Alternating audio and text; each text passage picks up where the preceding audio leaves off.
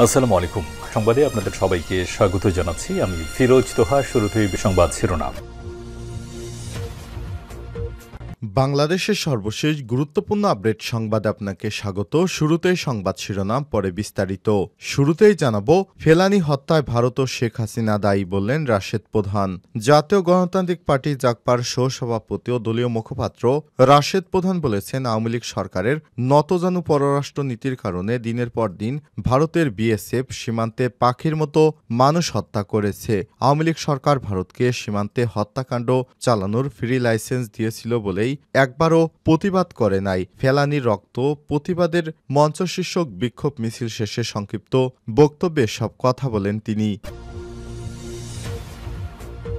এরপর জানাবো, অভিযান চালিয়ে বাবুকে ধরল সেনাবাহিনী। সেনাবাহিনীর বিশেষ অভিযানে পাবনার সুজানগর উপজেলার আমিনপুর থেকে সন্ত্রাসী বাবু ওরফে কাঙ্গাল বাবু ৪৩কে অস্ত্রসহ গ্রেপ্তার করেছে সেনাবাহিনী।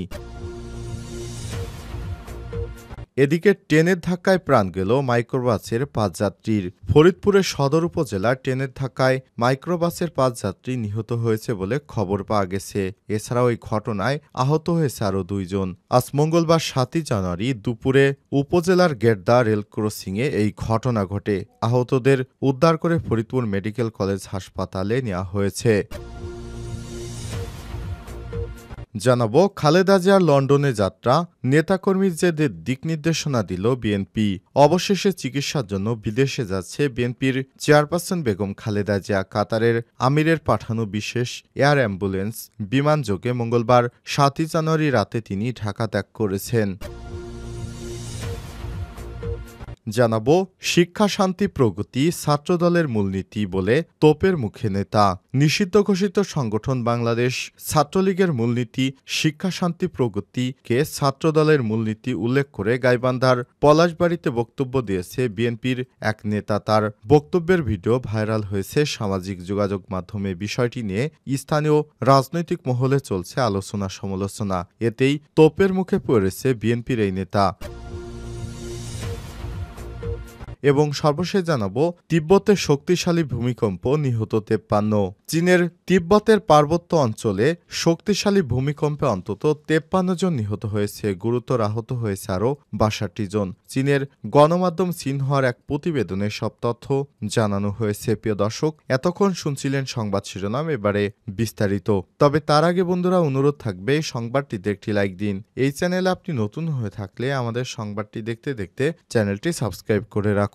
কমেন্ট করে আপনার মূল্যবান মতামত জানিয়ে দিন আপনি বিশ্বের কোন দেশ থেকে বা বাংলাদেশের কোন স্থান থেকে আমাদের সংবাদটি দেখছেন এবং শুনছেন। এবারে বিস্তারিত।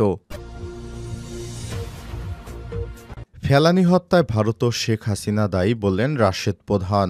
জাতীয় গণতান্ত্রিক পার্টি জাগপার সহসভাপতি ও দলীয় মুখপাত্র রাশেদ প্রধান বলেছেন, আওয়ামী লীগ সরকারের নতজানু পররাষ্ট্র নীতির কারণে দিনের পর দিন ভারতের বিএসএফ সীমান্তে পাখির মতো বাংলাদেশের মানুষকে গুলি করে হত্যা করেছে। আওয়ামী লীগ সরকার ভারতকে সীমান্তে হত্যাকাণ্ডের লাইসেন্স দিয়েছিল বলেই ভারতের সীমান্তিরক্ষী বাহিনী বিএসএফ এই হত্যাকাণ্ডের সাহস পেয়েছে। আজ মঙ্গলবার জাগপা আয়োজিত ফেলানী হত্যা দিবসে ফেলানীর রক্তে প্রতিবাদ মঞ্চ শীর্ষক বিক্ষোভ মিছিল শেষে সংক্ষিপ্ত বক্তব্যে সব কথা বলেন তিনি বলেন, ভারত সরকার বন্ধুত্বের মিথ্যা আশ্বাস এবং লাশ হস্তান্তর ব্যতীত কোনো কিছুই না করে। তাই ফেলানীর হত্যার দায় শুধুমাত্র বিএসএফের নয়, ফেলানী হত্যায় ভারত ও শেখ হাসিনা দায়ী রয়েছে। রাশেদ প্রধান বলেছেন, ২০১১ সালের ৭ই জানুয়ারি কাঁটাতারের বেড়ায় ঝুলছিল নিথর ফেলানীর লাশ।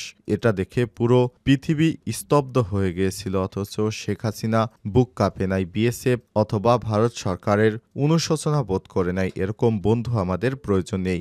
বিক্ষোভ মিছিলে অংশগ্রহণ করে জাগপার সাধারণ সম্পাদক অধ্যাপক ইকবাল হোসেন, প্রেসিডিয়াম মেম্বার আসাদুর রহমান খান, শ্রমিক জাগপার সভাপতি আসাদুজ্জামান বাবুল, সাংগঠনিক সম্পাদক রওশন আলম, যুব জাগপার সভাপতি নজরুল ইসলাম বাবলু, জাগপা ছাত্রলীগের সাধারণ সম্পাদক জীবন আহমেদ অভি, বাংলাদেশ সাধারণ সম্পাদক শ্যামল চন্দ্র সরকার, যুব জাগপা নেতা মনোয়ার হোসেন, পাবেল আহমেদ, ছাত্রনেতা রিয়াজুল ইসলাম মোহাম্মদ, নাজমুল হোসেন সোহেল প্রমুখ।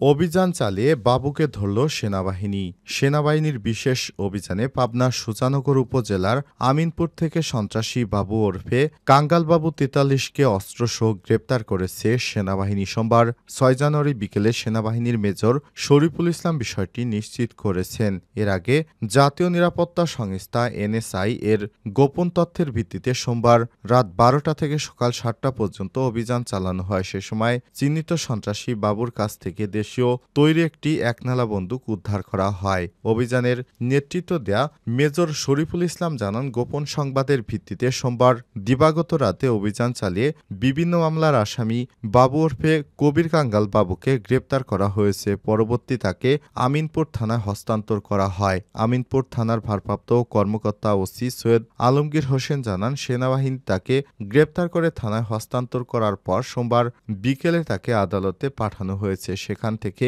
আদালত তাকে কারাগারে পাঠায়। জানা যায়, চিহ্নিত সন্ত্রাসী বাবু বিভিন্ন সময় দল বদল করে রাজনৈতিক দলের নেতাদের ছত্রছায়ায় খুন ডাকাতি, অবৈধভাবে মাটি কাটা, বালু উত্তোলন, অপহরণ, চাঁদাবাজি, টেন্ডারবাজি সহ ১৭টি অভিযোগ রয়েছে তার নামে। গত বছর ২১শে জুলাই তাকে আটক করলেও অর্থের বিনিময়ে তাকে থানা থেকেই ছেড়ে দেওয়া হয় বলে একটি সূত্র নিশ্চিত করেছে। ট্রেনের ধাক্কায় প্রাণ গেল মাইক্রোবাসের ৫ যাত্রীর। ফরিদপুরের সদর উপজেলার ট্রেনের ধাক্কায় মাইক্রোবাসের ৫ যাত্রী নিহত হয়েছে বলে খবর পাওয়া গেছে। এছাড়া ওই ঘটনায় আহত হয়েছে আরও ২ জন। মঙ্গলবার ৭ই জানুয়ারি বেলা ১১:৩০টার দিকে উপজেলার গেটদা রেলক্রসিং এই ঘটনা ঘটে। আহতদের উদ্ধার করে ফরিদপুর মেডিকেল কলেজ হাসপাতালে ভর্তি করা হয়েছে। স্থানীয় এবং প্রত্যক্ষদর্শী সূত্র থেকে জানা গেছে, মঙ্গলবার মুন্সিবাজারের দিক থেকে আসা একটি মাইক্রোবাস দ্রুতগতিতে গেটদা রেলক্রসিং গেট পাস করছিল। এ সময় রাজশাহী থেকে ছেড়ে আসা ঢাকাগামী মধুমতি এক্সপ্রেসের নামের একটি ট্রেন ওই মাইক্রোবাসটিকে ধাক্কা দিয়ে প্রায় ১০০ মিটার দূরে ফেলে দেয়। এক পর্যায়ে মাইক্রোবাসটি দুমড়ে মুচড়ে যায়। রেলের পাশেই একটি পুকুরের পানিতে পড়ে যায় মাইক্রোবাসটি। তখন মাইক্রোবাসটির সিলিন্ডারে বিস্ফোরণ ঘটে। এতে ঘটনাস্থলে ৫ জন নিহত হয়। এ সময় আহত হয়েছে আরও ২ জন। ধারণা করা হচ্ছে, মাইক্রোবাসে থাকা যাত্রীরা সম্ভবত কোনো অনুষ্ঠানে যাচ্ছিল।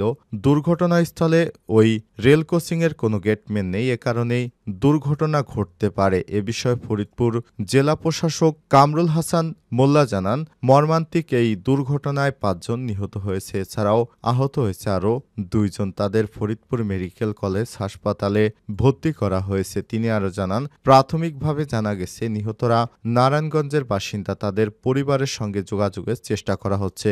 ঘটনাস্থল থেকে মরদেহ উদ্ধার করে ফরিদপুর মেডিকেল কলেজ মর্গে পাঠানো হয়েছে।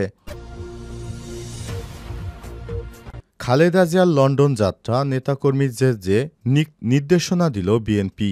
অবশেষে চিকিৎসার জন্য বিদেশে যাচ্ছে বিএনপির চেয়ারপারসন বেগম খালেদা জিয়া। কাতারের আমিরের পাঠানো বিশেষ এয়ার অ্যাম্বুলেন্স বিমানযোগে মঙ্গলবার ৭ই জানুয়ারি রাতে তিনি ঢাকা ত্যাগ করেন। দলীয় প্রধানের নির্দেশ মতে যাত্রা উপলক্ষে বিএনপির নেতাকর্মীদের বেশ কিছু নির্দেশনা দেওয়া হয়েছে। বিএনপির সিনিয়র যুগ্ম মহাসচিব রুহুল কবির রিজভী স্বাক্ষরিত এক প্রেস বিজ্ঞপ্তিতে এই নির্দেশনা দেওয়া হয়েছে।